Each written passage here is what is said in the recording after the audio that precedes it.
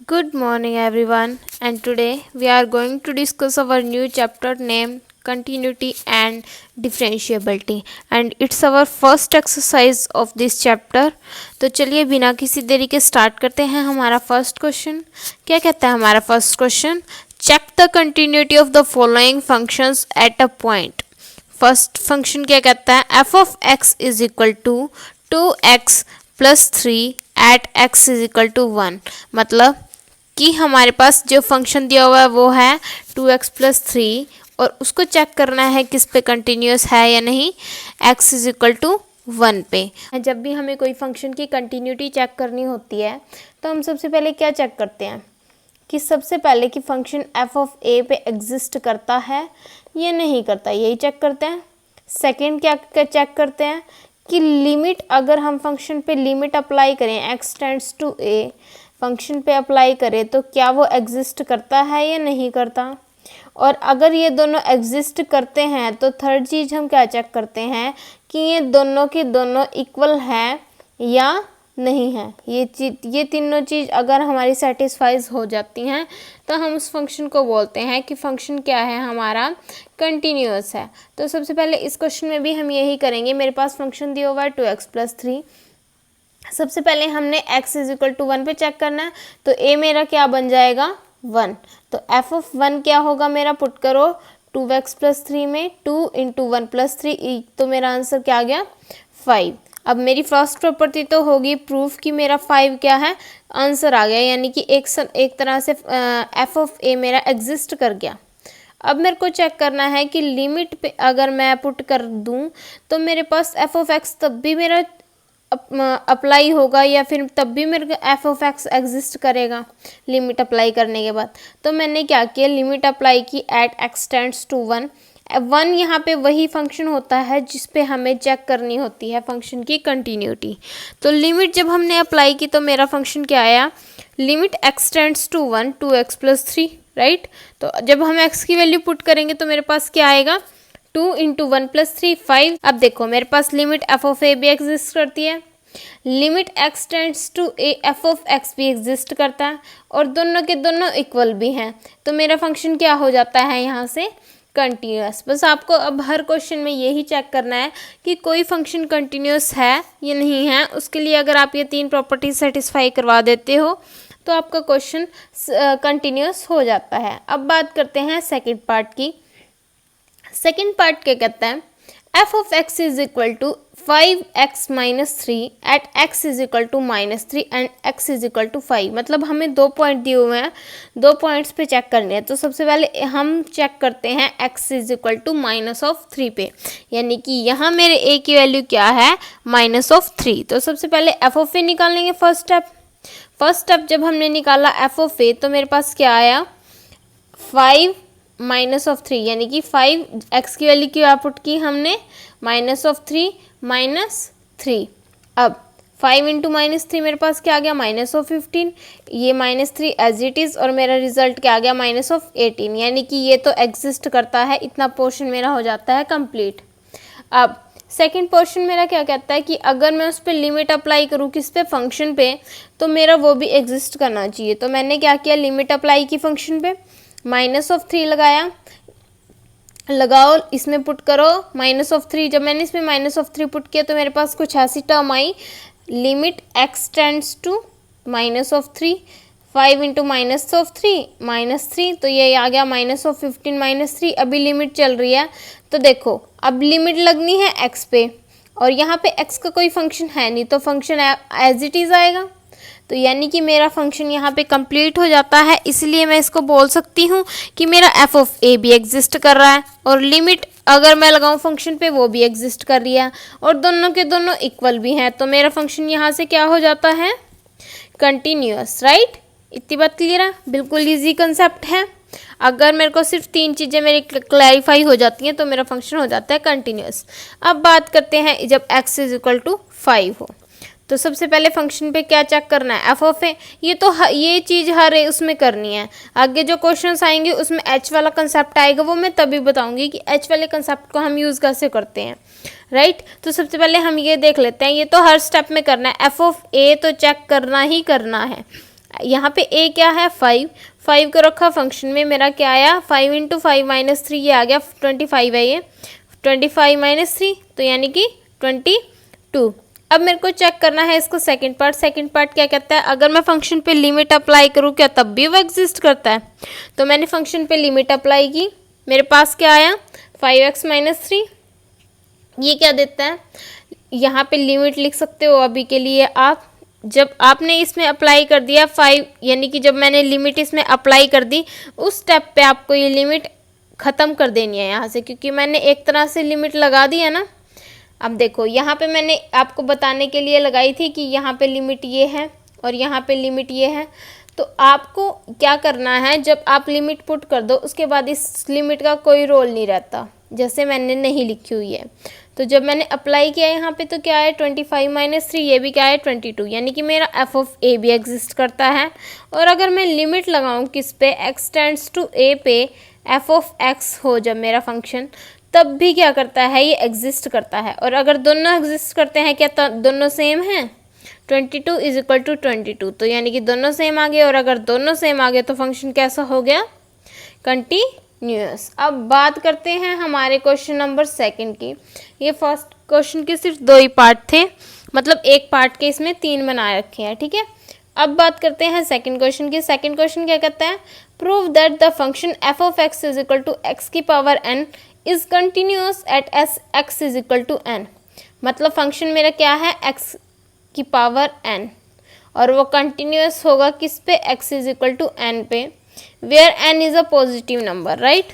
तो सबसे पहले क्या करेंगे, जो हम हमेशा करते हैं, एफ ऑफ ए पे चेक करेंगे। a क्या है यहाँ पे n, तो एफ ऑफ n पे जब हमने चेक किया तो ये क्या आया n की पावर n। इसको आप ऐसे भी लिख सकते हो केस 1 या फिर फर्स्ट पार्ट, राइट, ऐसे भी लिख सकते हो। इससे आपका कंसेप्ट ज़्यादा जल्दी क्लियर होगा और आप इजीली कंसेप्ट को समझ पाओगे। तो जो ये हमने क्या पुट किया एफ ऑफ ए, तो ये भी क्या करता है, एग्जिस्ट करता है, यानी कि यहाँ से मेरे को फर्स्ट क्लैरिटी मिल गई कि मेरा एफ ऑफ ए एग्जिस्ट करता है। अब मेरे को चेक करना है कि अगर मैं लिमिट अप्लाई करूँ फंक्शन के ऊपर तो वो भी क्या करेगी, एग्जिस्ट करेगी। तो मैंने लिमिट लगाई, limit x tends to n, इसको लिख सकते हैं केस सेकेंड या फिर पार्ट सेकेंड, जो मर्जी लिखो, लेकिन आपको पता होना चाहिए कि इस स्टेप के बाद ये स्टेप आएगा और इस स्टेप के बाद ये स्टेप आएगा। तो लिमिट अप्लाई करी मैंने फंक्शन पे, तो मेरा फंक्शन क्या था, ये मैंने लिखा। अब जब मैंने लिमिट अप्लाई कर दी तो मैंने लिमिट भी हटा दी वहाँ से, और मेरा फंक्शन क्या बन गया, n की पावर n। तो ये भी क्या करता है, एग्जिस्ट करता है। अब देखो आप सोच रहे होंगे हर बार एग्जिस्ट आ रहा है, ये हर बार भी एग्जिस्ट नहीं आएगा। कभी कभी कुछ ऐसी फॉर्म आएगी 0/0 या फिर ∞/∞ या फिर 1/0। मतलब 1/0 क्या होता है, इन्फिनिटी। तो यानी कि ये कुछ ऐसे टर्म हैं जो एग्जिस्ट नहीं करती, ऐसी भी टर्म आएंगी आपके पास आगे आगे, राइट। तो आपको उन पे ध्यान नहीं देना है, आपको सिर्फ चेक करना है कि कंटिन्यूअस है या नहीं है। उसके लिए आपको चेक करना पड़ेगा कि वो एग्जिस्ट है, करता है या नहीं करता। तो अब क्या आया मेरे पास, f of a is equal to limit f of x, ये इक्वल है, ये भी एक्स की पावर, ये भी एन की पावर एन है, और ये भी क्या है एन की पावर एन, दोनों इक्वल है। तो यानी कि फंक्शन क्या हो गया मेरा यहाँ से, कंटिन्यूअस। अब इसका थर्ड क्वेश्चन क्या कहता है, examine the continuity at x is equal to 2 if f of x is equal to x square minus 4 upon x minus 2 where x is not equal to 2। इस 2021 के सेशन में आप ये वाले क्वेश्चन ज़रूर कर लेना, 2021 या इससे भी जो आगे वाले ईयर हैं जैसे 2022 2023, तो इसके लिए भी आप ये क्वेश्चन कर लेना, क्योंकि जो हमारे इसमें रोल्स थ्योरम थी वो हमारी कट हो गई है। तो उनको ये क्वेश्चन अब इस टाइप के क्वेश्चन पेपर में देने वो और ज़्यादा स्टार्ट कर देंगे, राइट। तो आपको इस टाइप के क्वेश्चन कर लेने चाहिए। तो अब आपको क्या करना है, फंक्शन हमें ये दिया हुआ है कब, जब f x is not equal to 2 है, और अगर x इज इक्वल टू 2 आ गया तो वो फंक्शन क्या हो जाएगा, 0। तो सबसे पहले मेरा फर्स्ट कंसेप्ट तो यहीं पे क्लियर हो जाता है कि अगर मैं एफ ऑफ ए यानी कि एफ ऑफ 2 पुट कर दूँ, 2 पे वैल्यू क्या है 0, तो ये वैल्यू क्या देगा 0। लेकिन अगर मैं पुट करती हूँ not equal to 2, not equal to 2 का मतलब मैंने आपको कल उसमें रियल लाइन पे बताया था, क्या, मान लो ये मेरी पॉइंट 2 है, नॉट इक्वल टू 2 का मतलब इससे थोड़ा सा पीछे, जब भी जहाँ भी आप इससे थोड़ा पीछे पॉइंट लोगे तो वो पॉइंट एग्जैक्ट 2 नहीं है तो वहाँ पे ये फंक्शन की वैल्यू ये होगी। बाकी यहाँ पे फंक्शन की वैल्यू हो जाती है 0 और इसके आगे क्या होगी, आगे और पीछे एक्स स्क्वायर माइनस 4 और एक्स माइनस 2 और यहाँ पे भी एक्स स्क्वायर माइनस 4 और एक्स माइनस 2, राइट। ये दोनों यहाँ पे होंगी वैल्यूज। तो मैंने क्या किया, अब लिमिट अप्लाई की, लेफ्ट हैंड लिमिट, LHL का मतलब लेफ्ट हैंड लिमिट। अगर हम लेफ्ट हैंड लिमिट अप्लाई करते हैं तो माइनस में देखते हैं, तो 2 लिमिट अप्लाई करी, x टेंड्स टू 2 माइनस। अब देखो एग्जैक्ट 2 नहीं है, 2 माइनस है, मतलब 2 से थोड़ी सी कम है, जैसे 1.999999 कुछ भी हो सकती है, या फिर 99994444 कुछ भी मेरी वैल्यू हो सकती है। मतलब इतनी पास है 2 के, बट एग्जैक्ट 2 नहीं है। एग्जैक्ट 2 होती तो 0 हो जाती, लेकिन एग्जैक्ट 2 नहीं है। तो मेरा फंक्शन क्या हो जाता है, एफ ऑफ एक्स। अब एफ ऑफ एक्स की वैल्यू क्या लिख दी मैंने, x square minus 4 upon x minus 2, because मेरी वैल्यू एग्जैक्ट 2 नहीं है। अब देखो, अगर मैं इसको डायरेक्ट यहाँ पे 2 पुट कर देती हूँ तो मेरा क्या आएगा, 4 0/0 फॉर्म बन जाती है, राइट। देखो ध्यान से, 2 की स्क्वायर 4 माइनस 4 और 2 माइनस 2 ये भी 0/0 फॉर्म बन गई। तो इसके कारण मेरे को क्या, मैंने क्या किया, यहाँ पे ऊपर मैंने देखा कि मेरे पास फॉर्मूला बन रहा है a minus b a plus b का, क्या, a square minus b square. तो मैंने इनको ओपन कर लिया। ओपन करने के बाद क्या किया, मेरे पास जो कटता था मैंने काट दिया। अब अगर मैं लिमिट पुट करती हूँ तो मेरे पास वैल्यू आ जाती है कोई फिक्स्ड। अब देखो मेरे को लिमिट पुट करनी है x टेंड्स टू 2 माइनस, यानी कि 2 के बिल्कुल एक स्टेप पीछे। अगर 2 के बिल्कुल एक स्टेप पीछे मैं यहाँ पे x की कुछ वैल्यू पुट कर दूँ, मैं पुट करती हूँ 1.99999994 प्लस 2, तो मेरा क्या आएगा 3.99999994 और ये बिल्कुल क्या है, 4 है ये वैल्यू, राइट। ये वैल्यू अप्रोक्सीमेटली किसके इक्वल हो जाती है, मेरी 4 के।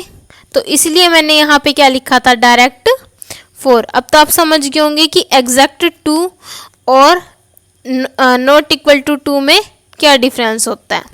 अब बात करते हैं हम इसकी राइट हैंड साइड लिमिट की। राइट हैंड साइड लिमिट क्या कहती है कि अगर मेरे पास फंक्शन की एक एग्जैक्ट वैल्यू ना हो के उससे थोड़ा सा प्लस में वैल्यू हो, तब मेरी वैल्यू क्या आएगी। तो मैंने लिमिट अप्लाई की, x tends to 2 plus f of x पे। एफ ऑफ एक्स की वैल्यू क्या है मेरी, दोबारा से यही स्टेप जब हम करेंगे तो डायरेक्ट क्या आएगा, x प्लस 2। जब डायरेक्ट x प्लस 2 आया तो 2 से थोड़ी सी ऊपर की वैल्यू लेनी है, तो मैं ले लेती हूँ 2.000000000, जितनी मर्जी 0 लगा लो और लास्ट में 1 4 कुछ भी 9 लगा लो।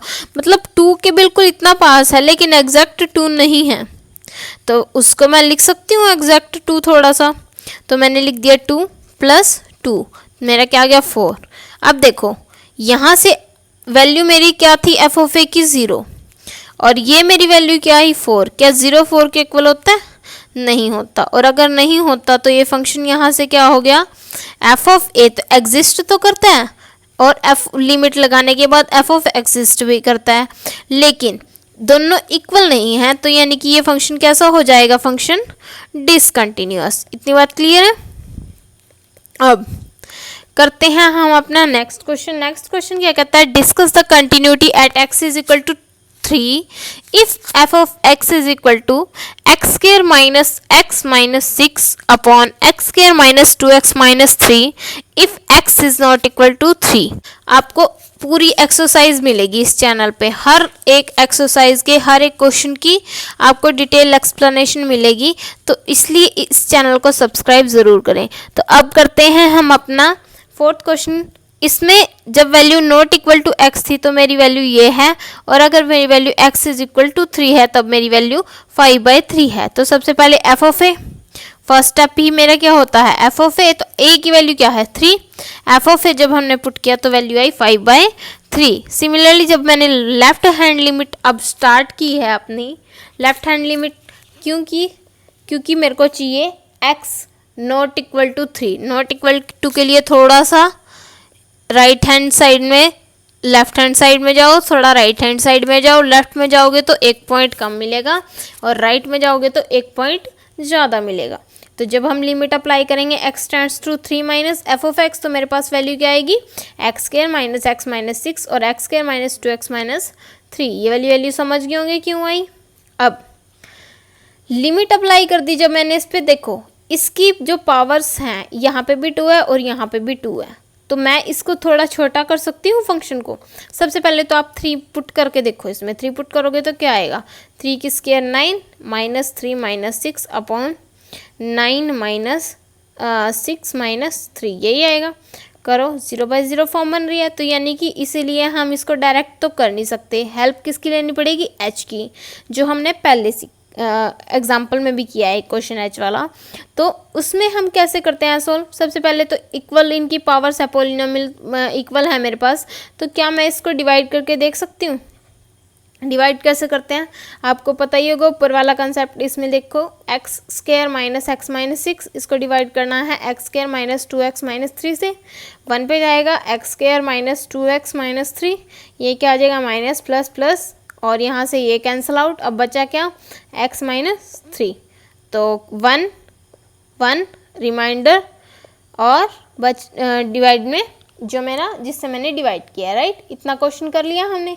अब देखो यहाँ पे हम अप्लाई करते हैं x tends to 3 minus, x tends to 3 minus का मतलब क्या है, लिमिट मेरे को 3 से बिल्कुल छोटी सी पीछे लेनी है। बात करती हूँ मैं इसको, जब मैंने h टेंड्स टू 0 अप्लाई किया, जब मैंने h टेंड्स टू 0 अप्लाई किया तो मेरे पास क्या आया, 1 प्लस यहाँ पे अप्लाई करो, h की वैल्यू क्या आई मेरे पास, सॉरी x की वैल्यू मेरे पास क्या आई, 3 माइनस h, राइट। तो 3 माइनस h मैंने पुट कर दी और साथ में पुट कर दिया नीचे भी, जब मैंने नीचे पुट किया तो यहाँ पे भी x की वैल्यू 3 माइनस h, ये भी पुट कर दी, और यहाँ पे भी 3 माइनस h।